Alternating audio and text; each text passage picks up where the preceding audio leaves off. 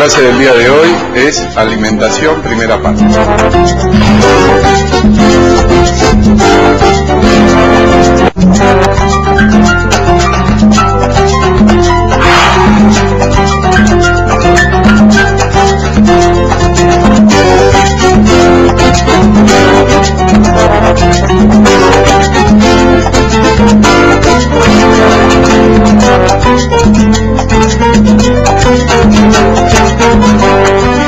Hoy lo que vamos a estar viendo es el sistema de alimentación, ¿correcto?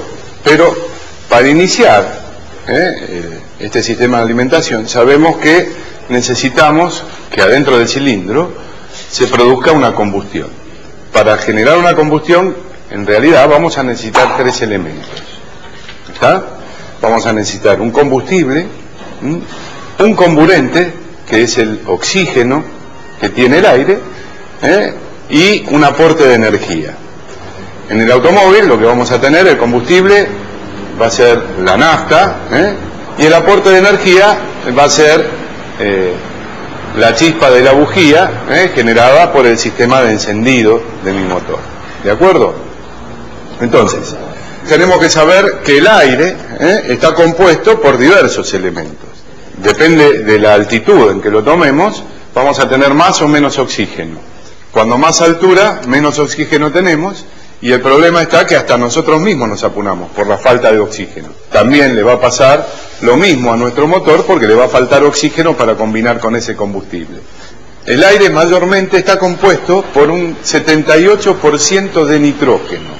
El 21% nada más de la composición de nuestro aire es oxígeno. Es lo que nosotros vamos a utilizar en la combustión. Y después tenemos un 1% de otros gases, como puede ser anhídrido carbónico o como lo quieran llamar, dióxido de carbono, que es el resto de combustiones o la misma respiración nuestra. ¿Estamos? Si nosotros hablamos del combustible, entonces nosotros vamos a tener un hidrocarburo más el oxígeno que tiene el aire, que vamos a obtener con el aporte de energía, la chispa de la bujía, vamos a obtener ¿qué? Calor, ¿correcto? Y como residuo de nuestra combustión, si nuestra combustión fuera normal, vamos a tener dióxido de carbono o anhídrido carbónico, ¿correcto? Entonces nosotros con el combustible y el oxígeno vamos a obtener ese calor que vamos a aprovechar dentro de mi motor. ¿Estamos? Vamos a ver los componentes que tiene este sistema de alimentación. Vamos a empezar por donde nosotros colocamos el combustible, o sea, nuestro depósito de combustible, el tanque de nafta, como lo quieran llamar, en el vehículo. De ahí van a salir cañerías, las cuales van a pasar por una bomba de combustible. Después de la bomba de combustible lo hacemos pasar por un filtro de combustible para filtrar todas las partículas más gruesas que no tengamos problema, y va al carburador, a un sistema bastante complejo que ya vamos a ver, y que es el encargado de mezclar el aire y el combustible en proporciones bastante exactas. En algunos sistemas, los más modernos, vamos a tener una cañería de retorno, que muchas veces puede estar en el mismo carburador y otras veces están en la misma bomba de nafta.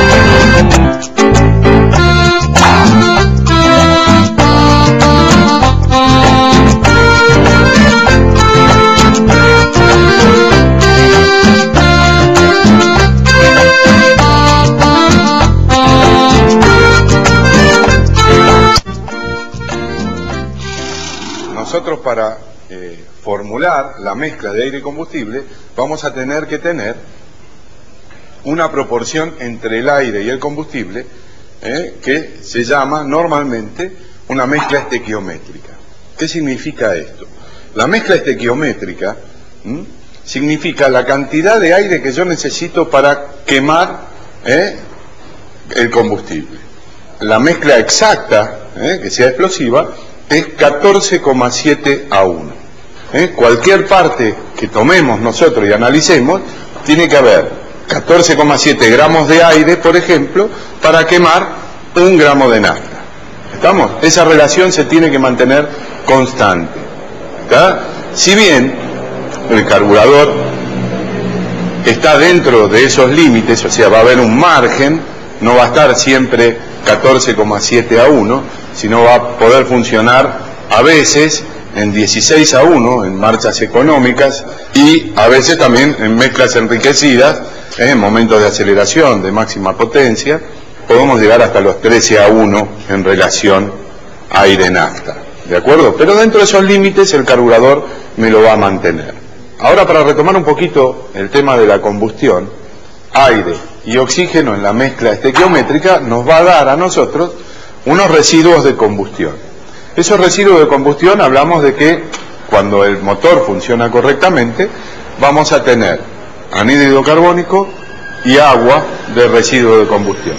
¿Correcto? Vapor de agua, por supuesto, ¿no? Porque va a estar a una determinada temperatura. Debido a los componentes que tiene el combustible, vamos a tener otros tipos de residuos. Óxidos de nitrógeno, dióxido de carbono, como habíamos dicho, ¿correcto? Hidrocarburo que no se terminó de quemar, hidrógeno y carbono.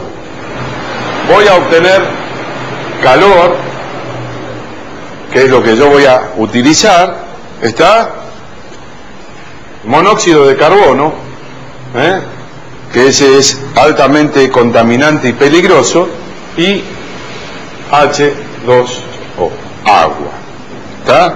De los cuales el óxido de nitrógeno es contaminante, el dióxido de carbono no es contaminante, pero contribuye al calentamiento global, y este viene siendo el más peligroso de todos, ¿correcto?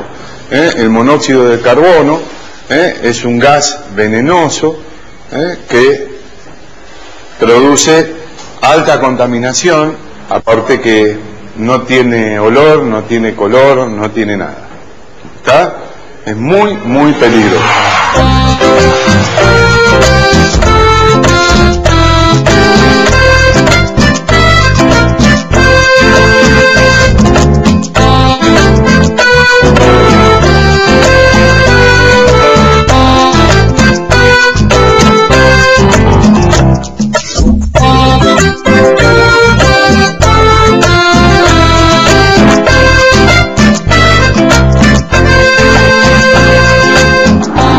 Nosotros vamos a depender de que nuestra combustión, siendo una mezcla estequiométrica, depende de las condiciones climáticas del aire, temperatura del aire al ingreso del motor, la presión atmosférica y la altura en que estemos por la proporción de oxígeno. Eso me va a variar a mí la combustión.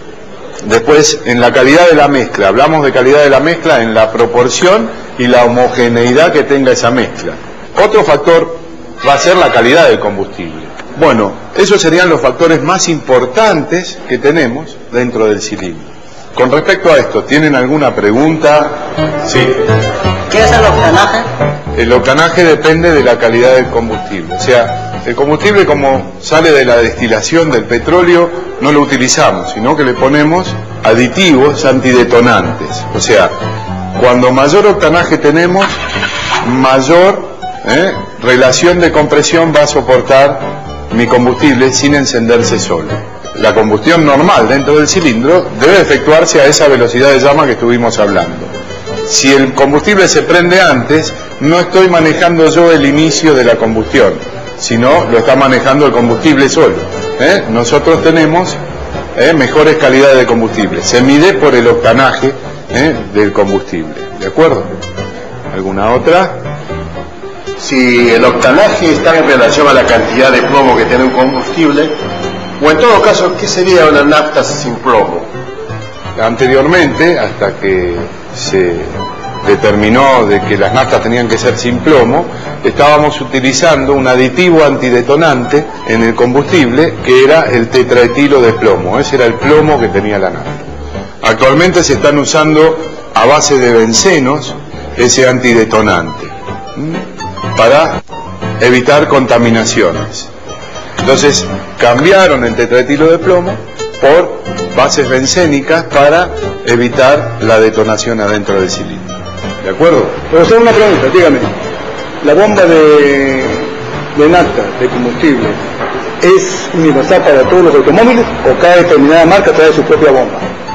Son todas similares, todas funcionan de la misma manera. Se diferencia el anclaje más que nada. El funcionamiento es el mismo. El funcionamiento es una bomba aspirante impelente común y corriente, como la que van a ver hoy.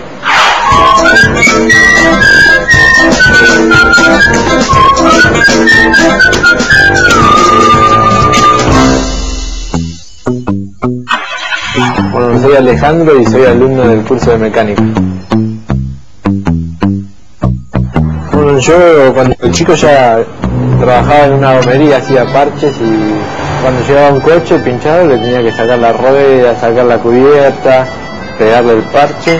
Bueno, después tenía que armar la rueda y ponérsela en el coche, bueno, y de ahí salía. Antes de la gomería, antes de empezar la gomería, donde yo nací, en Misiones, mi padre trabajaba en el monte, con tractores, camiones, y él manejaba tractor. Y a veces me llevaba a mí y me enseñaba cómo se manejaba un tractor, me llevaba entre medio de los árboles manejando el tractor, y de ahí me empezaron a gustar los autos, y bueno, ahora me puse a estudiar mecánica para profundizar el tema de los coches, ¿no? Para ver cómo funcionan los coches, para arreglarlos bien.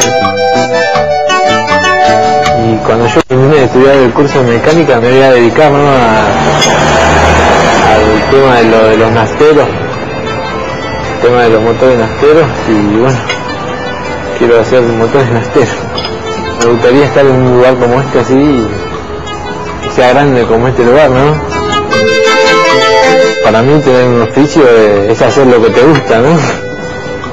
Y bueno, y yo quiero tener el oficio de mecánico, naftero.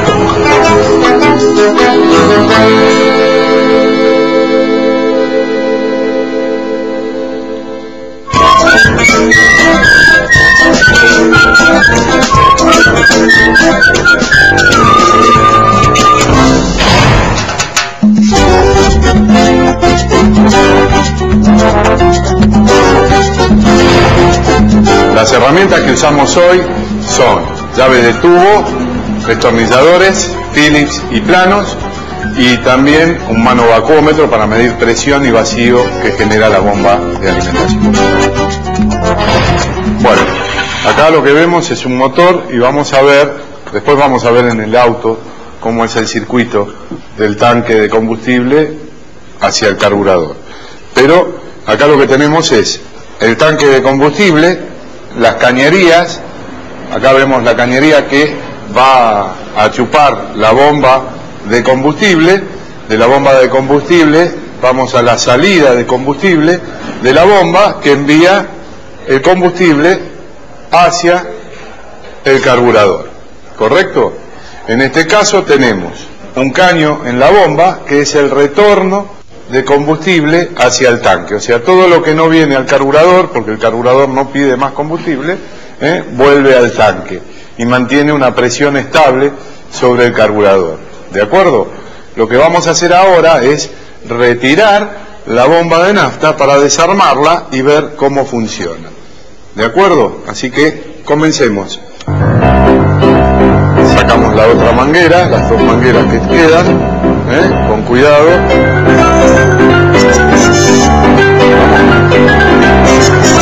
Muy bien, la superior, listo. Ahora sí, pasame el destornillador, sacamos los dos bulones. Normalmente las bombas, el problema más grave que tienen es que cuando vean cómo está construida, es un diafragma de goma, y a medida que está funcionando se empiezan a dilatar y con las temperaturas se degrada esa goma y tela que tiene ahí adentro, empieza a bajar la presión y el caudal que envía la bomba. ¿Correcto? Bueno, retira la bomba de nafta y acá lo que vemos es la bomba de nafta, tiene una junta, una guarnición para evitar esa pérdida de aceite. Bueno, retiramos la bomba, acá la tenemos, la palanca que trabajaba en la excéntrica del árbol de levas, ¿se recuerdan? Y lo que vamos a hacer antes de desarmarla es medir esta bomba de nafta, ¿de acuerdo? ¿Cómo la vamos a medir? La vamos a fijar y vamos a mover la leva, a ver qué pasa. Tenemos acá el manovacuómetro y vamos a medir primeramente la capacidad de succionar el combustible. Si lo ven, van a ver, en este caso no está teniendo vacío, ¿lo ven? O sea, hay una válvula que está andando mal, ¿correcto? Vamos a ver la válvula de presión. Si está funcionando, vamos a retirar la manguerita, la vamos a instalar en la otra, pero hay que tapar el retorno, porque si no de ahí va a salir. Entonces ahí medimos la presión. Está perdiendo presión esta bomba, tendría que mantenerlo, porque ahora cuando veamos el funcionamiento se van a dar cuenta que tendría que mantener la presión. ¿Correcto? Ahora la vamos a desarmar. Lo primero que hay que hacer para desarmar estas bombas es marcarlas, ¿está? En la posición que está, porque después podemos ir cambiando de posición y no me van a combinar la salida de los caños. Imagínense, yo la pongo acá, los caños me van a pegar contra el bloque, ¿está? Entonces siempre que desarmemos una bomba, la tenemos que desarmar de esta manera. Actualmente ya las bombas vienen blindadas, o sea, ya no hace falta repararlas. No anda, se pone una nueva y listo. Las últimas bombas fueron así. Entonces lo que vamos a hacer es hacerle una marquita a donde después vamos a coincidir los dos cuerpos de la bomba. Bueno, retiren los tornillos. Doctor, una pregunta. Sí. Sé que hay un tipo de bomba, una sellada y una mecánica. Quisiera saber cuál de las dos tiene mejor duración. Las dos tienen la misma duración, lo que pasa es que las selladas no tienen reparación.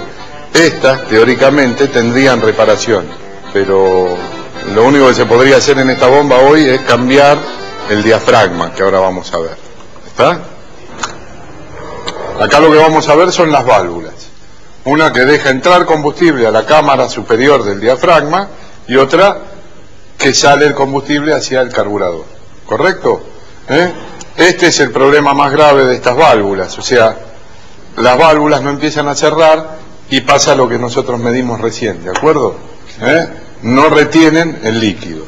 Como verán, la palanca mueve a mi diafragma, ¿lo ven? Pero fíjense que el diafragma también se mueve independiente de la palanca. Cuando el carburador está lleno y no deja entrar más combustible, está bien que ahora tenemos retorno, pero si no tuviéramos retorno, al no entrar combustible, quedaría el combustible alojado ahí adentro y la palanca seguiría moviéndose sin enviar combustible. ¿Se entiende? En la salida de la bomba, esta es la salida y esta es el retorno. Si ven, tiene un orificio calibrado, o sea, para dejar salir cierta cantidad de combustible, no todo. O sea que siempre va a haber presión hacia el carburador. El retorno lo maneja con un pequeño caudal. ¿De acuerdo? Vamos a sacar el diafragma. ¿Correcto? Este es un separador. Y vamos a ver el diafragma, que es de goma. ¿De acuerdo? Es una goma y tela.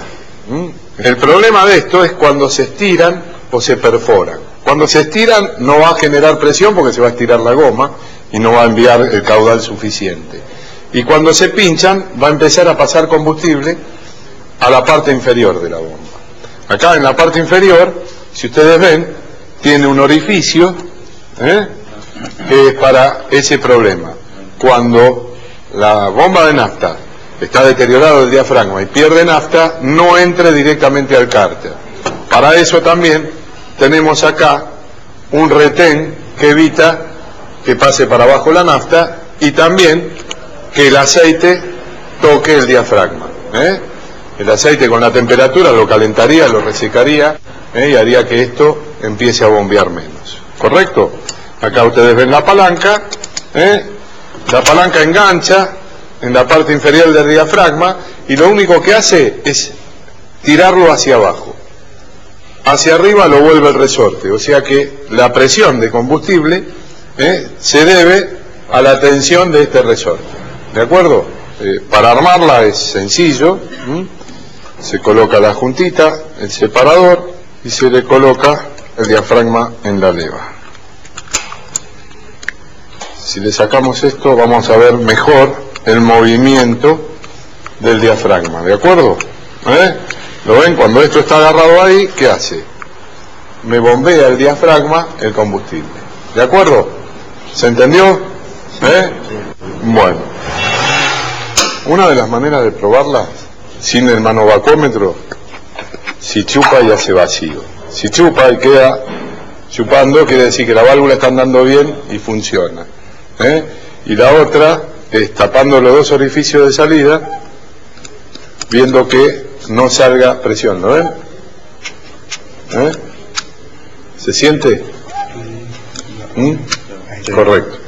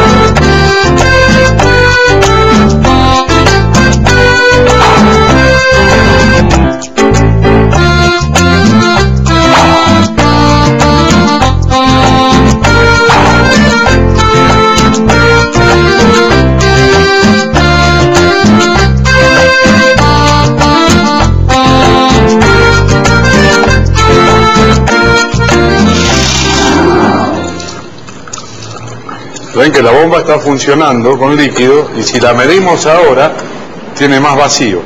Presión teníamos, el problema es el vacío. Se produce un mejor sello con los líquidos en las válvulas. Ven, igualmente no retiene. Se cae, tendría que mantener y empezar a subir más. ¿Correcto? ¿Entienden?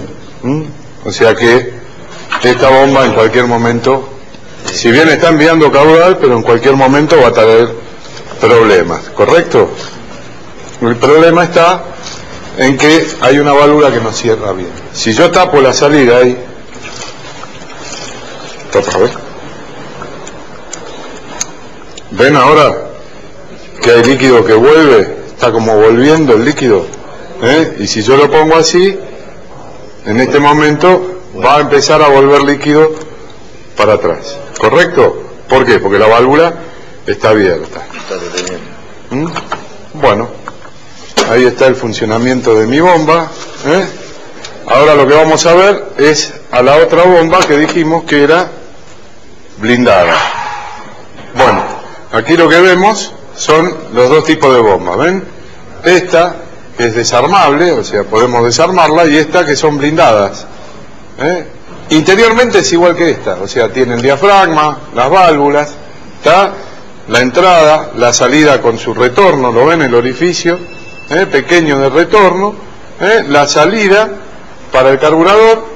Físicamente parecen más grandes todo, pero cumplen la misma función, exactamente la misma función, y pueden tener las mismas fallas, o falla de válvula, o falla de diafragma, pérdida de nafta por el diafragma, rotura del retén y pasa aceite a la bomba y va a salir por el orificio de descarga aceite.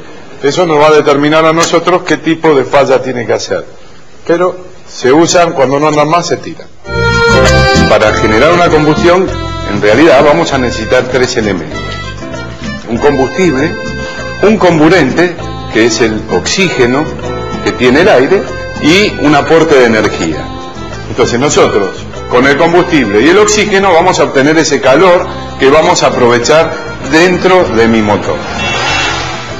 Vamos a empezar por donde nosotros colocamos el combustible, o sea, nuestro depósito de combustible, el tanque de nafta, como lo quieran llamar, en el vehículo.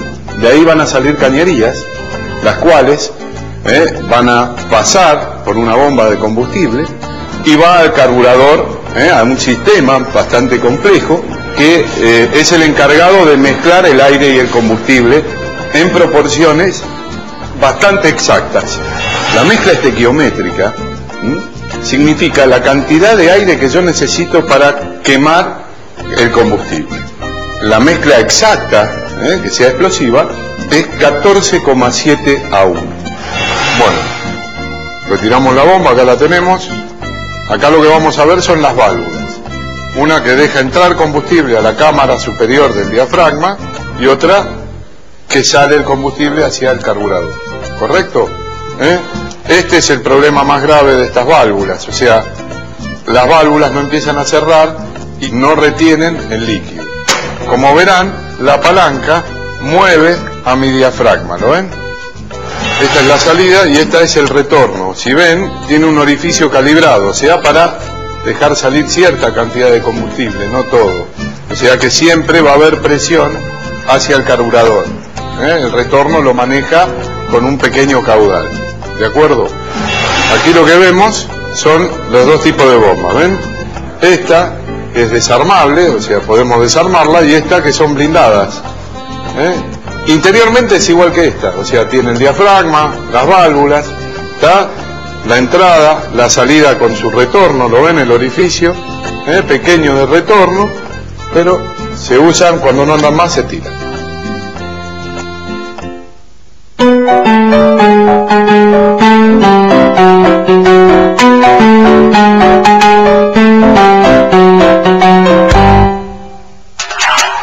Con esto damos terminado la clase de hoy, y nos veremos en la próxima clase, que seguiremos viendo el circuito de alimentación. Ya vamos a ver el carburador más en detalle. ¿De acuerdo? Bueno, hasta luego.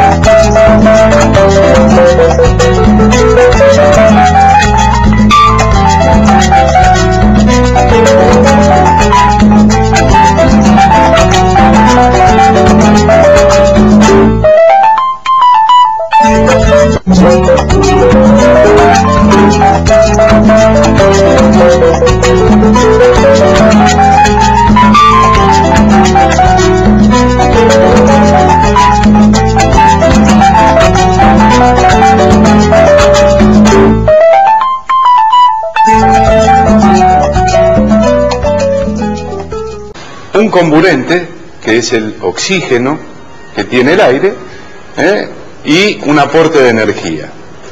En el automóvil lo que vamos a tener, el combustible va a ser la nafta, y el aporte de energía va a ser la chispa de la bujía, generada por el sistema de encendido de mi motor. ¿De acuerdo? Entonces, tenemos que saber que el aire está compuesto por diversos elementos. Depende de la altitud en que lo tomemos, vamos a tener más o menos oxígeno. Cuando más altura, menos oxígeno tenemos, y el problema está que hasta nosotros mismos nos apunamos por la falta de oxígeno. También le va a pasar lo mismo a nuestro motor, porque le va a faltar oxígeno para combinar con ese combustible. El aire mayormente está compuesto por un 78% de nitrógeno.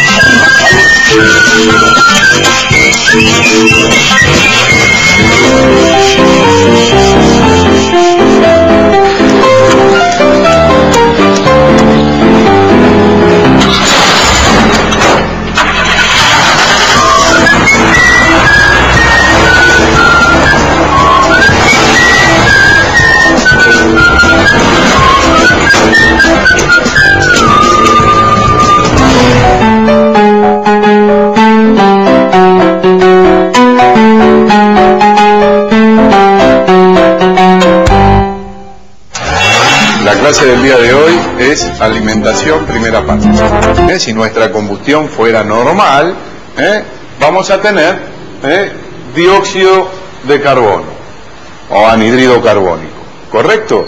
Entonces nosotros con el combustible y el oxígeno vamos a obtener ese calor que vamos a aprovechar dentro de mi motor. ¿Estamos? Vamos a ver los componentes que tiene este sistema de alimentación. Vamos a empezar por donde nosotros colocamos el combustible, o sea, nuestro depósito de combustible, el tanque de nafta, como lo quieran llamar, en el vehículo. De ahí van a salir cañerías, las cuales van a pasar por una bomba de combustible. Después de la bomba de combustible lo hacemos pasar por un filtro de combustible para filtrar todas las partículas más gruesas, que no tengamos problema.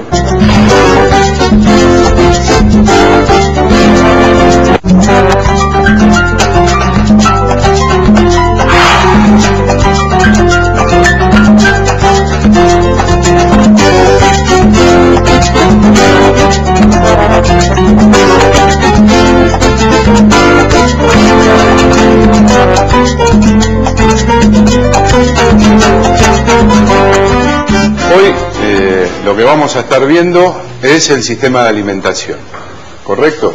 Pero para iniciar este sistema de alimentación sabemos que necesitamos que adentro del cilindro se produzca una combustión. Para generar una combustión, en realidad vamos a necesitar tres elementos. ¿Está? Vamos a necesitar un combustible, que no. El 21% nada más de la composición de nuestro aire es oxígeno. Es lo que nosotros vamos a utilizar en la combustión. Y después tenemos un 1% de otros gases, como puede ser anhídrido carbónico o, como lo quieran llamar, dióxido de carbono, que es el resto de combustiones o la misma respiración nuestra. ¿Estamos?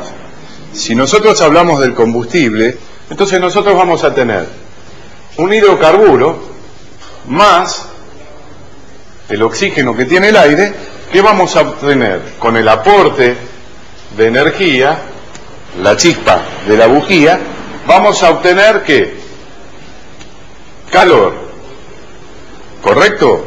Y como residuo de nuestra combustión